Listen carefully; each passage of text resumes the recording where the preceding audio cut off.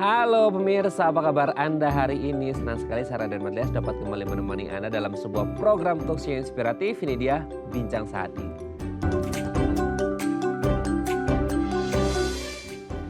Setiap orang ingin memiliki gigi yang sehat, indah gitu ya. Salah satu yang mungkin sering kita dengar di masyarakat kita adalah kalau ada orang gitu ya, mungkin ada beberapa public figure juga yang memiliki gigi gingsul namanya gitu ya. Yang kita pikir kayak waktu dia senyum itu aduh gitu ya, meni kasep, meni cantik, meni gelis pisan gitu ya. Pokoknya cantik, cakep banget kalau orang gigi gingsul terus kemudian lagi senyum. Nah itu kalau dari nilai estetiknya ya, kita sebagai masyarakat umum melihatnya orang memiliki gigi gingsul itu sebuah anugerah gitu ya, karena indah dan manis seperti itu. Tapi kalau ditilik dari sisi medis gitu ya, atau dari sisi kesehatan, sebenarnya gigi gingsul ini ya biasa aja gitu ya, sama dengan gigi yang lainnya, atau sebenarnya aduh harus bahaya. Nah inilah topik yang akan kita bahas hari ini, yaitu dampak memiliki gigi gingsul. Bahaya atau aman-aman saja. Nah nanti akan kita bahas ya. Tapi sebelum membahasnya, kita akan membahas terlebih dahulu mitos fakta seputar gigi pemirsa. Kita lihat yang pertama. Gigi berlubang bisa diatasi dengan pasta gigi berfluoride. Gini, dari kita kecil gitu ya, kita pasti sering mendengar, kalau kita mau sikat gigi, pakailah pasta gigi yang berfluoride. Bahkan iklan-iklan ya, entah di radio, di koran, di televisi, di pampang nyata gitu ya, tulisan fluoride gitu ya.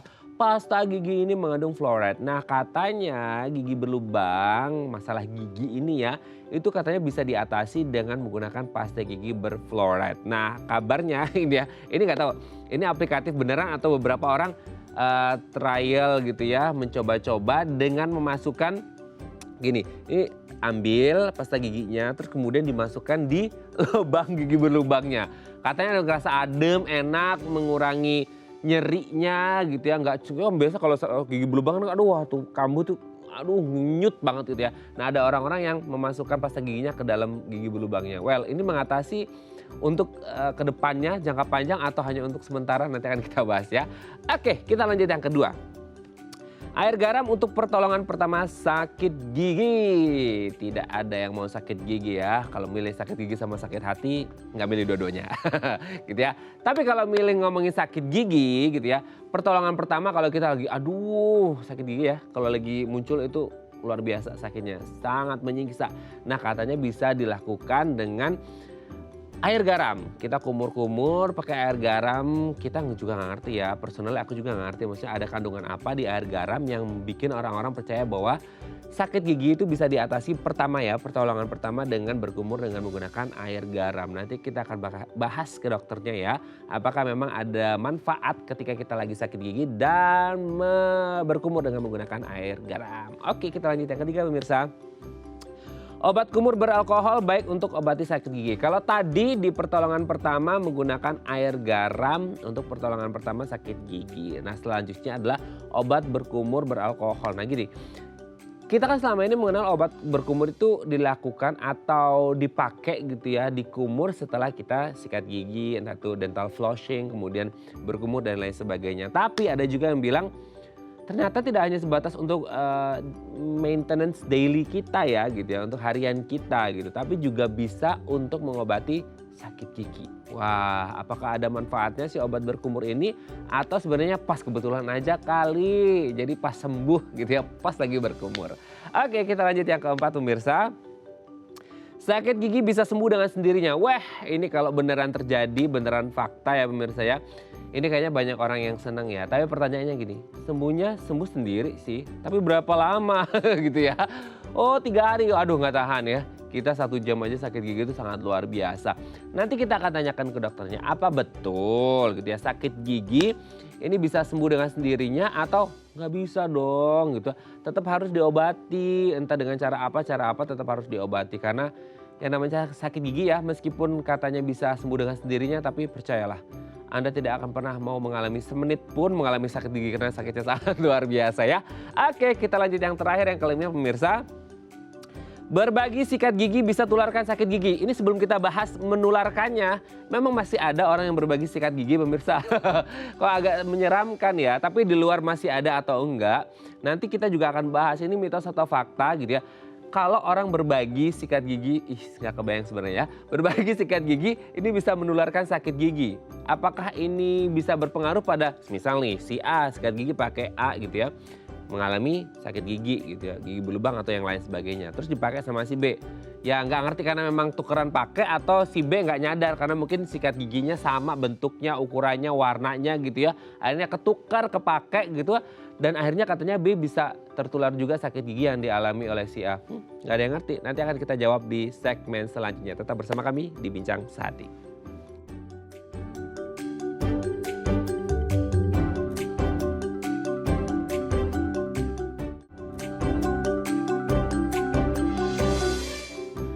Baik, Anda masih bersama kami di Bincang Sehati. Tadi di segmen sebelumnya kita udah membahas ya beberapa mitos fakta seputar kesehatan gigi, mostly sih seputar sakit gigi ya.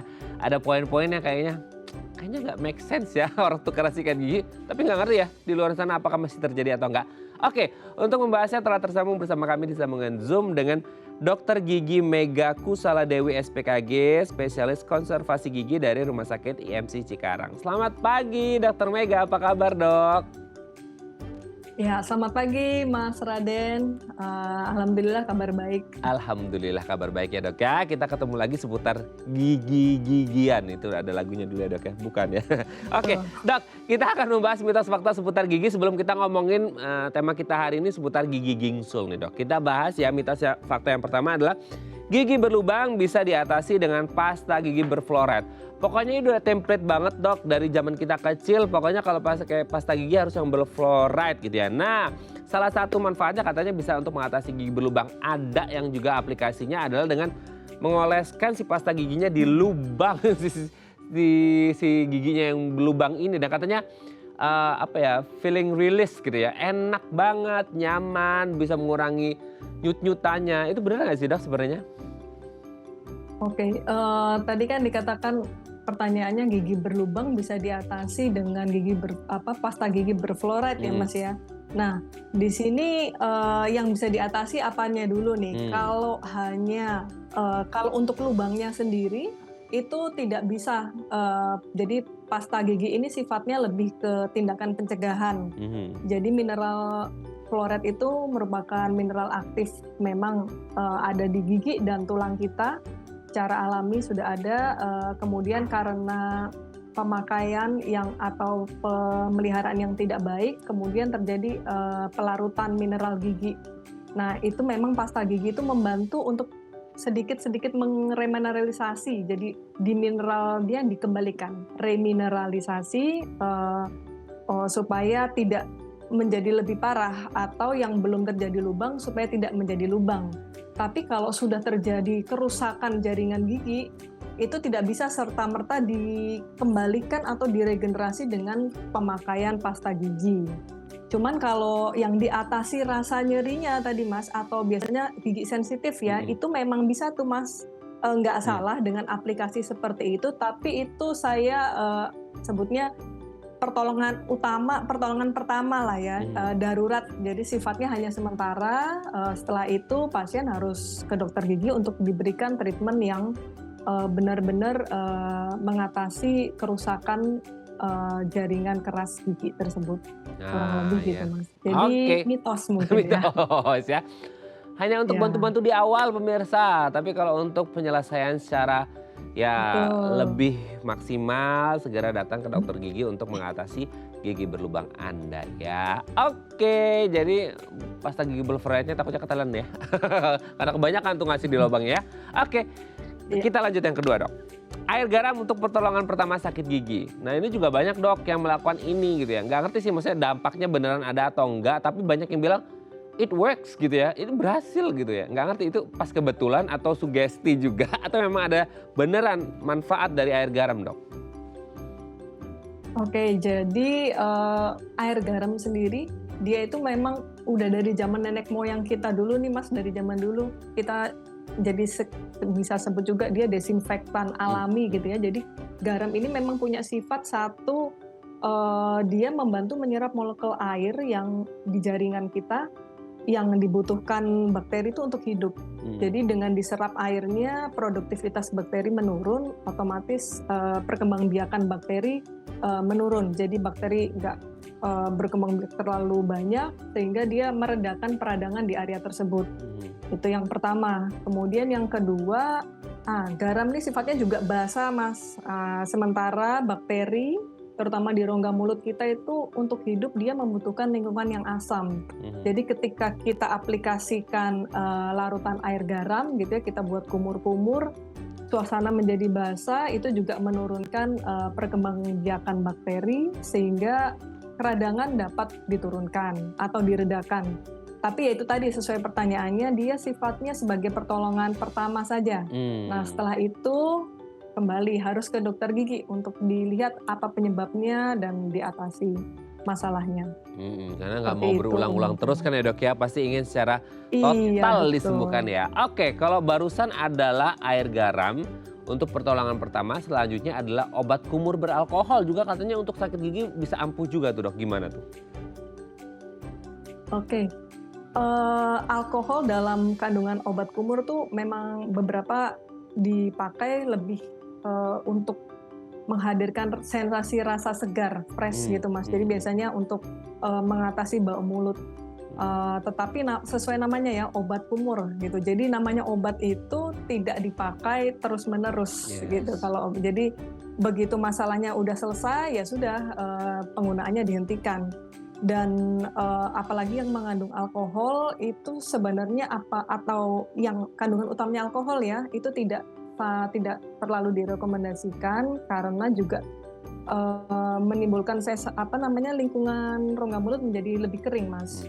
Nah, kalau rongga mulut kita menjadi lebih kering, itu akan terbawa ke suasana atau lingkungan rongga mulut yang asam, sehingga itu bisa meningkatkan timbulnya bakteri, akumulasi bakteri di rongga mulut, jadi percuma, akan menjadi infeksi. Kemudian kedua, kalau dipakai terus-menerus tadi, nah di rongga mulut kita ini penduduknya itu memang bakteri, ada sekitar 700 ya. Obat kumur ini nggak bisa Mas, sifatnya tidak bisa selektif memilih mana yang harus dibasmi, bakteri kuman baik, kuman jahat. Nah, kalau terus-menerus dalam jangka panjang digunakan, keseimbangan penduduk atau mikroflora rongga mulut ini akan tidak baik sehingga makalah akan menimbulkan jamur gitu. Nah, itu lebih ingin kita hindarkan lagi adanya jamur di rongga mulut. Mungkin seperti itu ya, Mas. Oke, jadi populasi penduduknya takutnya yang baik dan jahat tersapu habis ya, tumbuh jamur lagi. Aduh, ingin menyelesaikan masalah malah tambah masalah ya. Nggak bagus juga ya. Kurang lebih seperti itu. Oke, kita lanjut yang keempat dok. Sakit gigi kabarnya bisa sembuh dengan sendirinya. Banyak loh dok, sampai hari ini tuh banyak yang berpikiran bahwasanya udah nggak apa-apa namanya sakit gigi pas lagi ngenyut aja, nanti juga lama-lama udah bawa tidur aja, bawa istirahat, nanti sembuh sendiri. Kalau kayak gitu enak banget ya dok ya, bisa sembuh sendiri. Tapi sebenarnya bisa sembuh sendiri atau nggak sih dok? Ini mitos atau fakta gitu? Ini sebenarnya kebanyakan orang kita itu menyamakan antara penyakit dan rasa sakit. Ya, jadi kalau bahasa Inggrisnya mungkin disease sama pain, beda. Kalau kita kadang sakit itu penyakit, kalau nggak sakit nggak ada penyakit. Nah, jadi perlu dipahami ada beberapa kondisi yang memang tidak menimbulkan rasa sakit, tapi sebenarnya bukan berarti masalah itu udah selesai. Malah cenderung mengakibatkan atau menjadi sumber infeksi. Contohnya nih Mas ya, katakan kerusakan gigi yang sudah sangat hebat, sudah sangat luas sehingga menjadi sisa akar. Nah, sisa akar itu kondisi-kondisi gigi sudah non vital atau mati, itu udah tidak menyebabkan rasa nyeri, Mas. Tapi dia di situ menjadi sumber infeksi. Nah, itu penanganannya harus dilakukan pencabutan, dibersihkan. Jangan membiarkan jaringan nekrotik atau jaringan yang sudah mati tetap ada di rongga mulut kita, kurang lebih seperti itu. Itu justru malah bahaya banget ya dok ya, maksudnya orangnya nggak kerasa gitu ya, nggak kerasa nyeri, nggak kerasa sakit, nggak kerasa cucutan, tapi sebenarnya ada yang menggerogoti dan bisa bahaya banget kalau kita berbicara jangka panjangnya ya. Jadi jangan disepelekan pemirsa, kalaupun nggak sakit lagi tetap harus diperiksakan, berarti ada sesuatu yang nggak beres gitu ya, Ya meskipun ya tadi dokter bilang perbedaan ini antara disease sama pain ya. Pain-nya menghilang sih oke, for short term oke menghilang. Tapi Betul. disease-nya mungkin ada bisa sampai long term gitu ya. Itu yang harus Iya. diwaspadai. Oke dok, Nah, yang itu yang terakhir. melihatnya dari pemeriksaan. Iya, Yes, gimana lihatnya dari Mas? pemeriksaan. Jangan self diagnose ya. Atau Iya, tanya dokter betul. Google, enggak ya. Oke dok, yang terakhir. Ini agak serem juga bacanya dok ya. Berbagi sikat gigi bisa tularkan sakit gigi. Berbagi sikat gigi, sakit gigi. Gimana itu dok? Ya di luar kenyataan apa ada yang tukeran sikat gigi atau enggak gitu ya dok ya. Tapi kalau ada pun ya entah sengaja atau tidak sengaja ketukar punya suami istri karena warna, bentuk, ukuran sama gitu ya. Itu bisa nggak sih dok nular sakit giginya dok? Bisa ya Mas, bisa Oke. bisa sekali gitu.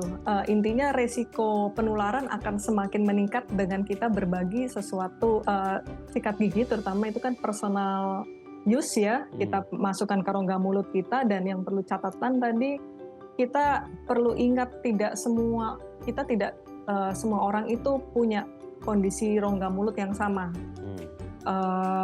Dan kita nggak tahu bagaimana rongga mulut seseorang itu sebenarnya. Bisa saja dia waktu menyikat gigi ada gusi yang berdarah. Nah, seperti itu kan kita nggak tahu ya. Kemudian apakah dia setelah menggunakan sikat gigi dilakukan pembersihan yang baik, dibilas, kemudian sikat gigi dalam kondisi kering, artinya tidak jadi tempat reservoir atau berkumpulnya bakteri itu yang kita tidak bisa pastikan. Jadi saran saya sih untuk sikat gigi sebisa mungkin kita tidak berbagi sikat gigi gitu ya. Gunakan masing-masing ya. Kalau di rumah kita bisa manage dengan warnanya dibedakan Hmm. seperti itu. Kemudian selalu kemana-mana bawa cadangan sikat gigi seperti itu, Mas. Jangan berbagi sikat gigi, berbagilah Iya. rezeki. Oh, Oke, benar banget. Dokter Mega terima kasih ya ini sudah terjawab mitos fakta seputar kesehatan gigi kita. Nanti kita lanjut lagi di segmen selanjutnya ngomongin tentang apa sih dampak ketika kita memiliki gigi gingsul indah atau ada yang harus diwaspadai nanti ya dok ya di segmen selanjutnya. Oke Oke. pemirsa 021 290 3244 atau DM Instagram kami di @dafamily kalau Anda punya pertanyaan kami akan kembali sesaat lagi.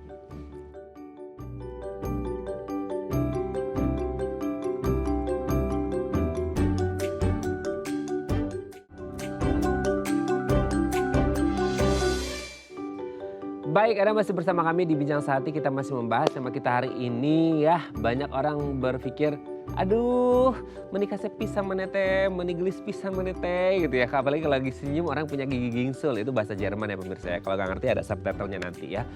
Oke, nah tapi sebenarnya gigi gingsul itu indah atau ada yang harus diwaspadai sih? Ini topik yang mau kita bahas hari ini ya. Dampak memiliki gigi gingsul. 021 290 3244 atau DM Instagram kami di @dafamily kalau Anda punya pertanyaan atau Anda punya gigi gingsul sekarang. Bukan sekarang ya, memang besok hilang. Enggak ya, kalau Anda memiliki gigi gingsul boleh nanti tanya-tanya ya. Oke, kita masih bersama dengan Dr. Gigi Mega Kusala Dewi SPKG, spesialis konservasi gigi dari Rumah Sakit IMC Cikarang. Dok, kita lanjut lagi sebelum kita ngomongin gigi gingsul. Sebenarnya yang ada di rongga mulut kita, gigi lapisannya itu apa saja, kita refresh sedikit ya dok ya, dan letak atau posisi gigi itu berpengaruh nggak sih sama kesehatan tubuh kita secara umum ataupun secara spesifik ke rongga mulut kita dok? Iya, untuk lapisan gigi ya Mas. Nah, biasanya ini yang orang awam sering lihat, gigi itu hanya jaringan keras, full jaringan keras. Nah itu yang tidak benar gitu ya. Jadi gigi itu memang dia tersusun dari beberapa lapisan. Yang paling luar, yang paling keras itu namanya enamel. Nah di situ jaringan paling keras di tubuh kita. Kemudian setelahnya di dalamnya memang ada juga jaringan padat. Nah seperti gambarnya ini. Nah jaringan itu tapi kepadatannya lebih di bawahnya enamel. Jadi lebih kurang dari yang luar tadi. Kemudian di dalamnya di tengah-tengah gigi itu ada ruangan Mas, tapi ruangan itu tidak kosong, isinya pembuluh darah dan juga saraf gigi. Jadi itu yang mengantarkan sensasi, kemudian menutrisi gigi tersebut. Nah gigi ini sendiri yang banyak orang kita lihat secara umum gitu itu hanya bagian mahkotanya. Sementara jangan lupa di situ ada bagian akarnya. Biasanya yang ditutupi oleh gusi. Nah, itu benar sekali. Jadi yang Nah, ini bagian akar gigi ya. Jadi itu pemirsa bisa lihat bahwa pembuluh darah dan saraf itu masuk ke gigi di bawah melalui akar gigi itu. Jadi begitu juga kalau ada kelainan, kerusakan bakteri yang berakumulasi di rongga di gigi, dia bisa juga Mas mengikuti peredaran darah menuju ke organ lainnya. Jadi gigi itu tadi berdiri di dalam tulang rahang, kemudian ditutupi oleh gusi, jaringan lunak. Nah, seperti itu. Nah, ini contoh foto panoramik ya, kita menyebutnya, jadi foto rahang atas, rahang bawah untuk melihat gigi-gigi kita. Dari sini biasanya dokter akan bisa melihat apakah ada kelainan yang tidak terlihat secara kasat, tidak lihat secara klinis dari atas gitu ya. Di dalam itu ada apa, kemudian kalau di usia pertumbuhan juga berguna untuk melihat periode gigi permanen dalam menggantikan gigi susu. Lebih seperti itu. Oke. Nah, kalau posisi dok, posisi bukannya posisi menentukan prestasi ya, bukan posisi gigi, itu ada pengaruh nggak sih dok? Kan ada yang rata gitu lah ya sesuai rahangnya, ada yang keluar masuk gitu kan, segala macem lah gitu kan. Itu ada pengaruhnya nggak sih, atau ya itu mah udah nggak apa-apa, anatominya memang gitu, atau gimana dok? Iya Mas, tentu saja ada saling berpengaruh ya, karena gigi itu kan fungsinya dia untuk pengunyahan, untuk mastikasi, untuk kita berbicara, kemudian dia juga, ini contohnya, jadi posisi gigi-gigi itu dikatakan baik itu apabila dia ada di lengkung gigi secara selaras, secara harmonis, sehingga fungsi-fungsi gigi tadi sebagai alat pengunyahan, sebagai kita berbicara, alat pencernaan juga, kemudian dia kan mempunyai hubungan juga di situ. Yang di pojok-pojok itu ada sendi, rahang. Nah, di situ jika posisinya tidak pada semestinya atau tidak baik, itu akan mempengaruhi ke semua fungsi tadi, akan terganggu. Kurang lebih seperti itu, Mas. Jadi memang sudah ada aturannya bahasanya ya gitu untuk posisi giginya sendiri. Iya, Nah, kalau untuk gingsul dok, gingsul ini kan berarti dia posisinya tidak apa ya bahasanya, tidak rata ya? Iya, tidak ikut di lengkung gigi. Tidak ikut di lengkung gigi. Kalau bahasa di Word itu tidak justified gitu ya. tidak rata gitu kan. Nah itu berarti ada sesuatu dong dok. Tapi kan di masyarakat kita gigi gingsul itu indah gitu. Nah kalau gigi gingsul ini apa sebenarnya dok? Iya, kalau gigi gingsul itu memang kembali ke subjektivitas masing-masing ya Mas. Ada yang melihat sebagai keunikan gitu, jadi terlihatnya kata Mas Raden tadi jadi lebih cantik, jadi lebih manis gitu. Tapi ada juga yang melihatnya jadi nggak rapih gitu kan, berjejalan. Sebenarnya dia secara subjektif tadi memang kembali kepada orangnya masing-masing. Tapi kalau secara kesehatan gigi ini lebih mengganggu sih Mas, karena dia tidak, ya kata Mas Raden, di luar lengkung gigi yang semestinya. Kenapa bisa gitu?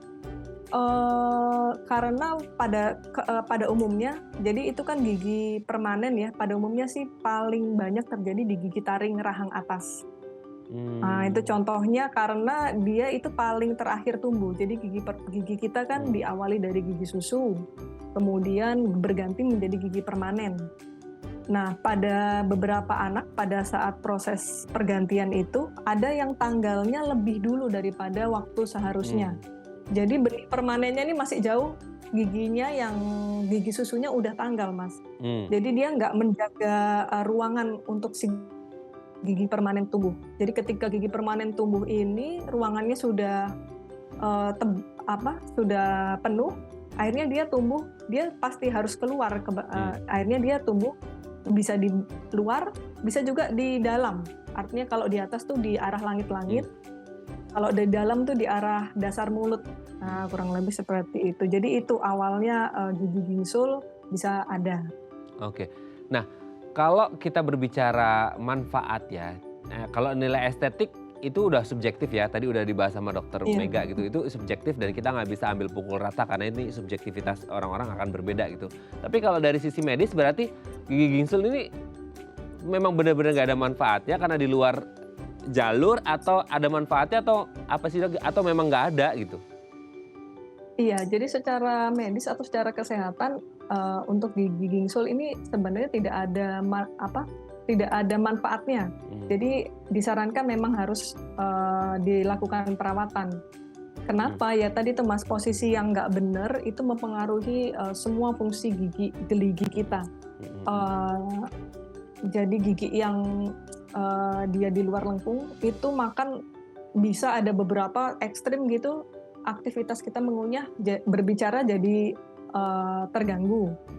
Lalu juga kalau dia terlalu menonjol, dia bisa mengakibatkan cedera ke jaringan sekitar, misalnya ke mukosa dalam ini, mukosa pipi, jadi nyebabin sariawan Mas. Jadi kalau sering luka-luka kenapa? Oh, sering kegigit secara tidak sengaja oleh si gigi gingsul yang menonjol. Nah, kemudian yang paling jelas makanan jadi susah dibersihkan.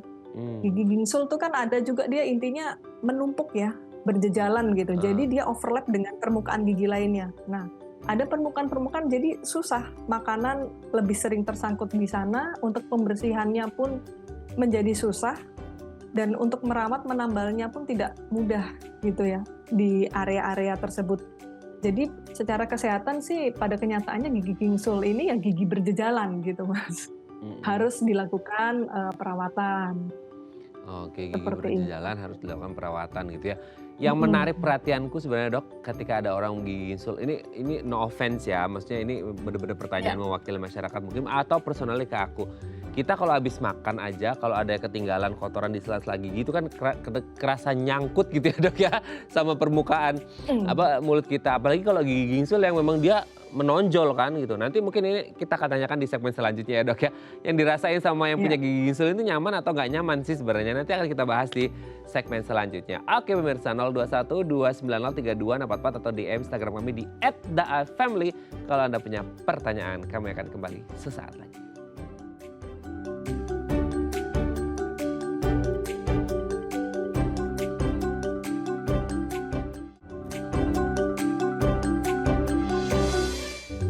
Baik, Anda masih bersama kami di Bincang Sehati. Kita masih membahas tema kita hari ini. Kalau Anda punya gigi gingsul, ada dampaknya nggak sih kalau kita punya gigi gingsul ya? Ini secara subjektif memang ya penilaian orang beda-beda. Kita nggak bisa pukul rata subjektivitas ya. Ada yang bilang estetiknya bagus, bikin manis, bikin cakep. Tapi dari sisi medis ternyata ini adalah salah satu bentuk gigi berjejal ya, yang bisa overlap dengan susunan yang ada seperti itu. Nah, 021 290 3244 atau DM Instagram kami di @daafamily kalau Anda punya pertanyaan seputar tema kita hari ini. Kita masih bersama dengan Dr. Gigi Mega Kusala Dewi SPKG, spesialis konservasi gigi dari Rumah Sakit IMC Cikarang. Dok, kita lanjut lagi. Sebelum kita lanjut, aku punya pertanyaan tadi sebelum break ya dok ya.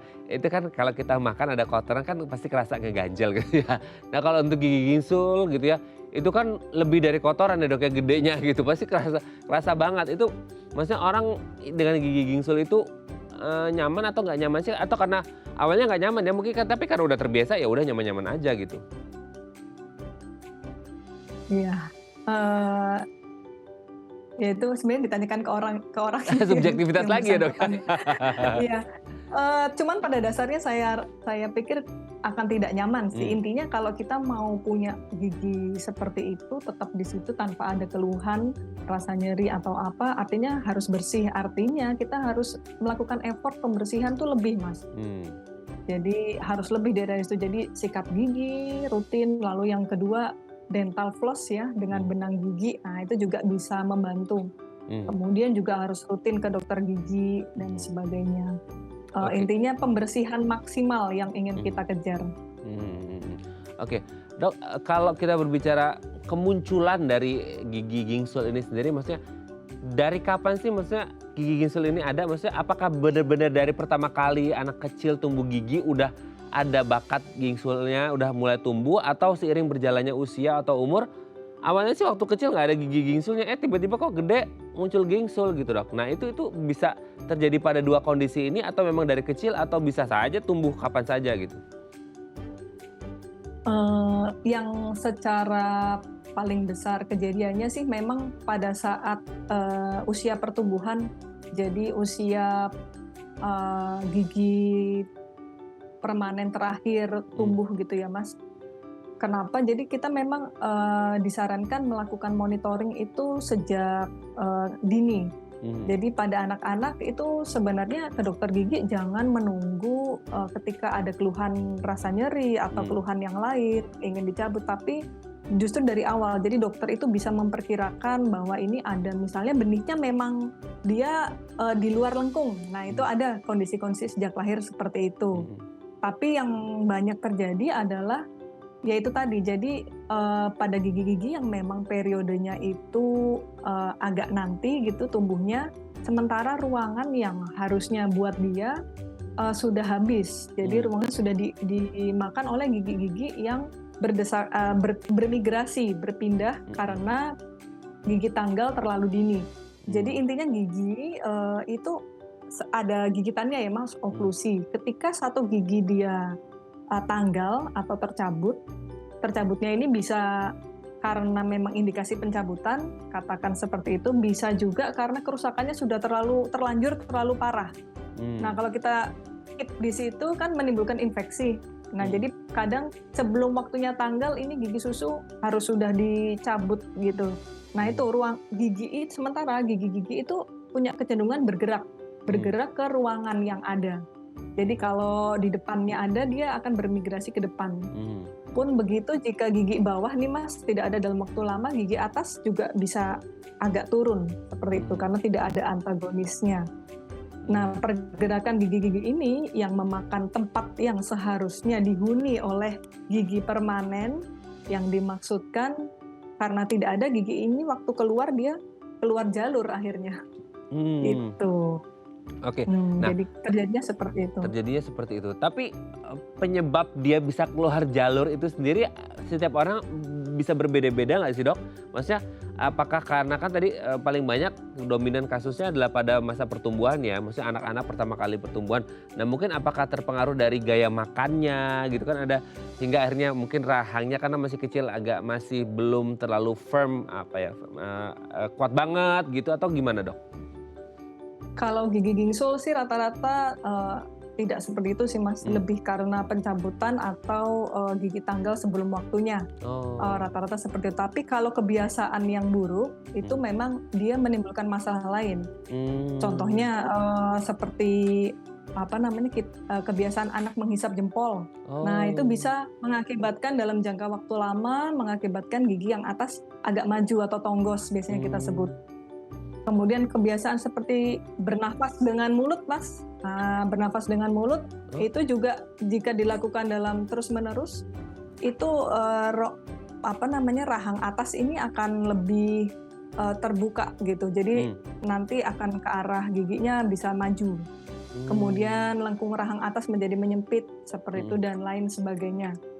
Jadi untuk kebiasaan-kebiasaan buruk yaitu tadi tergantung frekuensi, durasi, dan intensitas si anak melakukan seperti itu. Oke ya. Oke dok, sebelum kita lanjut, ini ada DM Instagram dari pemirsa Bincang Sehati. Kita akan coba bacakan ya dok ya. Ini dari siapa? Kita coba lihat. Dari Ibu Mutia. Dok, apakah gigi gingsul atas boleh dicabut? Bener nggak kalau ada hubungannya sama saraf? Terima kasih. Nah ini kayaknya nggak hanya gigi gingsul aja ya. Orang ngomongin hubungannya gigi dengan saraf gitu ya. Katanya bisa ke mata, bisa ke otak dan lain sebagainya. Ini gigi gingsul atas. Ini sebenarnya mau kita bahas nanti ya dok ya. Boleh nggak sih dicabut gigi gingsul? Tapi kan udah ditanyakan duluan sama Bu Mutia. Ya udahlah kita bahas sekarang ya dok ya. Gimana nih dok? Oke, gigi gingsul itu boleh dicabut atau enggak? Sebenarnya pencabutan itu adalah langkah paling terakhir. Ketika gigi itu memang kerusakannya sudah terlampau parah sekali atau dikhawatirkan menjadi sumber infeksi tadi. Tapi jika gigi gingsulnya kondisinya baik, itu lebih baik yang disarankan bukan pencabutan, tapi dirapihkan justru.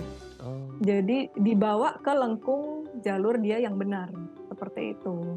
Itu ada alatnya sendiri Mas, dengan peranti, biasanya orang menyebutnya behel, ya peranti ortodontik. Nah itu bisa jadi ditarik ke posisinya yang benar, jadi dibetulkan, dimasukkan lagi ke lengkung gigi yang benar. Apalagi kalau gigi gingsulnya itu gigi gingsul taring. Nah, itu sebenarnya untuk gigi taring permanen sangat disarankan kalau bisa lebih dirapikan ya. Karena gigi taring itu penting perannya di rongga mulut kita, di gigi-gigi kita, dia itu sebagai kunci gigitan kita, Mas. Jadi dia untuk ngelok supaya rahang atas sama rahang bawah tuh nggak nggak bergerak tidak kita inginkan, kemudian jangan sampai menimbulkan ketidaknyamanan yang ujungnya nanti berefek di daerah sendi rahang. Jadi fungsinya gigi taring itu penting banget di rongga mulut kita. Oke, berarti ada kasus gigi gingsul dan di mana giginya ini adalah gigi taring ya, Dok ya? Iya, betul. Apalagi gigi taring. Justru mayoritas kasus biasanya gigi gingsul tuh paling atas, Mas. Paling besar. Nah, kalau kasusnya ini mungkin seperti tadi kan solusinya kalau belum buruk-buruk banget kondisinya dari pertanyaan Bu Mutia ya dirapikan dengan pakai behel gitu, Dok ya. Nah, untuk gigi yang mungkin selama ini kita behel itu untuk yang ya ada geser-geser dikit lah ya, miring-miring dikit gitu ya. Tapi kalau gigi behel kan bener-bener overlap banget ya, Dok. Masih kelihatan banget itu ngeganjel banget di luar jalurnya gitu. Itu masih bisa tertolong, Dok? Atau ada batasan usia maksimal di usia segini itu bisa atau semua usia bisa? Kalau batasan usia sih lebih tidak ada ya, lebih fleksibel. Yang lebih ditekankan adalah perencanaan dari pergerakan gigi tersebut. Jadi intinya untuk menarik gigi tersebut atau membawa gigi bergerak ke lengkung rahang yang kita inginkan, perlu dilakukan perencanaan matang terlebih dahulu. Jadi dari pemeriksaan ke dokter gigi, lalu dokter melakukan pencetakan rahang atas, rahang bawah, melakukan foto ronsen. Nah, dari situ nanti dokter yang akan membuat perhitungan kebutuhan ruang. Kebutuhan ruang yang diperlukan ini berapa, kemudian apakah perlu pencabutan atau tidak, seperti itu. Jadi bisa, Mas, dilakukan. Ya. Oke, semoga ini bisa menjawab pertanyaan Bu Mutia ya. Oke, Dok, ini yang menjadi pertanyaan juga sebenarnya gigi gingsul gitu ya. Ya kita nggak bisa lagi ngomongin subjektivitas dan sebagainya. Itu bisa tumbuh di satu titik aja atau bisa lebih dari satu sih, Dok? Bisa, Mas, tergantung benih gigi permanen itu. Dia akan lebih mudah ke luar atau ke dalam. Jadi kalau di rahang bawah dia kalau gingsulnya ke dalam, dia akan munculnya lebih ke arah dasar mulut, ke arah lidah ini, Mas. Kalau yang keluar ke arah pipi. Nah, begitu juga yang atas. Kalau yang di dalam itu dia nanti munculnya lebih ke dekat dengan langit-langit. Kalau yang keluar ya lebih arah pipi, itu tergantung memang saat pertumbuhan tersebut. Oke, Dok, semisal gini. Semisal kasusnya gini, ada orang tua punya anak dari kecil udah kelihatan ada bakat ke gigi gingsul gitu ya. Terus orang tuanya juga ya karena satu dan lain hal takut terjadi apa-apa gitu ya. Dari kecil udah daripada apa-apa dicabut aja deh dari kecil, itu bukan solusi juga ya, Dok? Kan tadi sebut nggak usah dicabut juga gitu atau gimana, Dok? Iya, jangan, Mas, jangan buru-buru apalagi melakukan taring ya, Dok ya? Iya, betul. Jangan buru-buru melakukan pencabutan, apalagi jika gigi tersebut adalah gigi permanen. Jadi gigi permanen itu ya fase gigi yang terakhir tumbuh, jadi ketika dia tanggal tidak akan ada gantinya. Berbeda dengan gigi susu. Jadi gigi itu berfungsi membentuk profil wajah kita juga, selain fungsi-fungsi yang tadi dia jalankan, ya pengunyahan, untuk kita membantu kita juga dalam berbicara, estetik dan sebagainya. Dia membentuk juga profil wajah gitu. Jadi perlu dianalisa dulu kebutuhannya, apakah perlu pencabutan atau tidak. Apalagi kalau gigi taring itu tadi. Berarti ini indikasinya adalah gigi gingsul itu ada jenisnya antara yang permanen gigita intinya sama yang non permanen gitu ya, Dok ya? Kebanyakan orang akhirnya menyebut gigi gingsul itu gigi permanen karena kan dia terlihatnya ketika dewasa gingsul seperti itu. Kalau pada gigi susu jarang terjadi sih, Mas. Kalaupun terjadi biasanya nanti akan dilakukan pencabutan memang. Oke ya. gitu. Oke. Cuman Mas, Iya ya. untuk catatan, Nah ya. nah pada gigi gingsul yang sudah mengalami kerusakan sedemikian parah Hmm. sehingga tidak bisa dipertahankan, ya apa boleh buat, Hmm. mungkin indikasinya memang pencabutan gitu. Hmm. Jadi segera konsultasi ke dokter gigi sedini mungkin itu perlu gitu ya. Meskipun itu gigi taring gitu, Dok? Jangan ya kalau rusaknya sudah tidak bisa dipertahankan, iya, jadi menimbulkan infeksi, Mas, Ya, oke. gitu. Jadi Memang sesuatu yang tidak bisa dipertahankan harus dilepaskan ya, Dok ya, karena bikin sakit. Oke, Dok, kita lanjut lagi nanti ya, Dok ya, di segmen terakhir 0212903244 atau DM Instagram kami di @dafamily kalau Anda punya pertanyaan. Kami akan kembali saat lagi.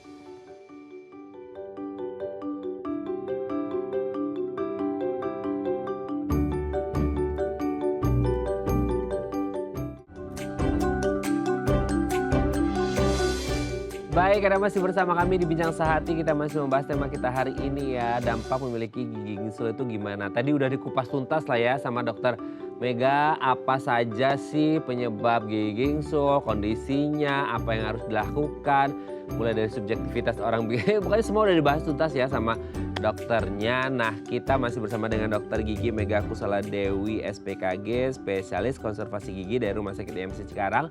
Di segmen terakhir ini kita mau membahas gimana sih cara merawat kesehatan gigi ya, ataupun mungkin gigi gingsul juga gitu. Mungkin ada beberapa hal yang tadi sebenarnya udah di-mention beberapa sama Dokter Mega juga ya, bagaimana merawat gigi gingsul. Yang pertama adalah pemakaian sikat gigi. Nah, Dok, ini kalau untuk gigi gingsul juga mungkin ya, itu kan mungkin effortnya harus lebih ekstra ya, Dok ya. Itu tuh ada nggak sih maksudnya tips-tips khusus atau cara untuk menyikat gigi gingsul ataupun dental flossing untuk gigi gingsul juga kayaknya bingung tuh, Dok. Gimana tuh gigi dental flossingnya tuh, Dok? iya, sebenarnya pada dasarnya pembersihan gigi gingsul dengan gigi yang lain sama sih, Mas, kurang lebih ya. Jadi sikat gigi 2 kali sehari periodenya setelah sarapan. Nah ini ya, jangan sebelum sarapan, jadi setelah sarapan. Yang kedua yang penting adalah sebelum kita tidur. Selain itu kemudian pemakaian dental flossing atau benang gigi seperti itu. Kalau dibilang sulit ya lebih sukar ya untuk gigi yang posisi normal aja kadang orang melewatkan cara-cara pembersihan gigi yang maksimal gitu lah, apalagi pada gigi yang gingsul. Iya, jadi memang disarankan lebih dirapihkan sih untuk gigi gingsul ya, sebisa mungkin seperti itu. Jadi dibawa ke lengkungan, benar. Dia lebih rentan mengalami karang gigi nggak sih, Dok, untuk si gigi gingsul ini? Karena kan pasti sempit-sempit ruang terhimpitnya tuh banyak gitu, Dok. Iya, itu tentu saja, Mas, itu mutlak. Jadi gigi kan yang benar pada lengkung gigi kita yang benar itu punya kontak ya dengan gigi tetangganya masing-masing. Nah, kontak itu ada kontak point, jadi titik kontak dia, ada kontak area. Di situ kontaknya sedemikian rupa pada daerah leher gigi ini, Mas, dengan juga gigi dengan gigi itu kan ada kayak segitiga gusi. Nah, bentuknya yang sedemikian rupa sehingga sebenarnya makanan tuh tidak akan menyangkut. Seharusnya pembersihan itu akan mudah dilakukan pada kontak area dan kontak point yang ideal seperti itu. Nah, jika ada gigi gingsul artinya ada gigi yang berjejalan, malposisi, tidak dalam posisi yang sebenarnya, dia bisa ada yang tadi saya bilang itu overlap dengan gigi lainnya dan sebagainya. Tentu makanan akan lebih mudah jadi tempat retensi makanan. Sisa makanan yang masuk ke situ susah keluar kembali. Nah, kalau udah sisa makanan ngumpul di situ, Mas, yaitu akumulasi plak dan sebagainya. Kemudian gusi juga bisa menjadi mudah mengalami keradangan. Kalau makanan terus-menerus di situ juga akhirnya bisa menimbulkan bau mulut. Nah, jadi masalahnya sebenarnya lebih banyak daripada kesan unik manisnya itu. Jadi kesimpulannya sih jangan mengabaikan kesehatan untuk mendapatkan yang manis tadi gitu, Mas. Karena yang manis itu berasal dari dalam hati ya Dok ya. Oke. Ah, Oke, Dok, tapi kan yang jadi pertanyaan berikutnya ketika tadi salah satu solusi yang ditawarkan selain pencabutan adalah pakai behel ya. Nah ini kan behel nambah-nambah lagi ya Dok ya effortnya untuk yang makan segala macam itu pasti banyak yang nyangkut juga. Nah itu juga perawatannya harus lebih ekstra lagi dong Dok. Dan biasanya berapa lama sih untuk pemakaian behel untuk mendapatkan hasil atau beda-beda setiap orang? oke, jadi tadi solusi lain selain pencabutan itu memang sebisa mungkin kita pelihara. Oh, Pelihara artinya kalau ketika dia masih sehat, pembersihan kita harus lebih, effortnya lebih. mhm, Kalaupun sudah terjadi lubang dan sebagainya, kita tambal sampai mana kita bisa melakukan penambalan yang baik meskipun itu sulit. mhm, Nah, selain itu alternatif lainnya yaitu tadi Mas, apa namanya, dirapihkan dengan behel atau ortodontik. Untuk pada orang-orang yang memakai piranti ortodontik atau behel, memang motivasi untuk membersihkan giginya, rongga mulutnya harus lebih dari orang yang tidak memakai. Memang, iya, karena si bracket itu memang menjadi tempat nyangkutnya makanan, memang dan ketika pasien dipasang piranti ortodontik atau behel itu akan ada diberikan biasanya ortokit ya. mmm, Jadi ada sikat gigi khusus untuk mhm. daerah sela-sela gigi itu udah dibekalkan, Mas. Tinggal pasiennya bisa berkomitmen untuk menjaga atau tidak, gitu. Itu ya, harus, disiplin ya kalau emang udah berkomitmen Betul, pakai behel, tidak hanya behel sebagai estetik tapi juga untuk kesehatan, makannya dijaga, sikat giginya dijaga, ngebersihin giginya juga dijaga, harus rajin nggak boleh males. Oke, terima kasih Dokter Mega sudah berbagi bersama kami pagi hari ini di Bincang Sehati. Semoga yang punya gigi gingsul tetap sehat terus gitu ya, kalau ada apa-apa segera dicari solusi terbaiknya ya. Jadi kalau bisa sehat semuanya ya. Oke, terima kasih Dokter Mega. Salam sehat selalu. sama-sama Salam untuk Mas keluarga di Rade. rumah dan teman-teman di Rumah Sakit IMC Cikarang ya Dok ya. Selamat pagi Dokter Mega.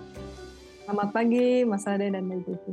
Ya, oke pemirsa itu tadi perbincangan kita dengan Dokter Mega ya dan semoga bermanfaat. Nah, bagi Anda yang ingin menyaksikan tayangan Dai TV yang lebih jernih dengan suara yang lebih halus dan bening, Anda segera beralih ke siaran TV digital dengan membeli set top boxnya sekarang juga. Saya Rada Madias pamit, sampai jumpa dan selamat beraktivitas di hari Selasa yang indah ini.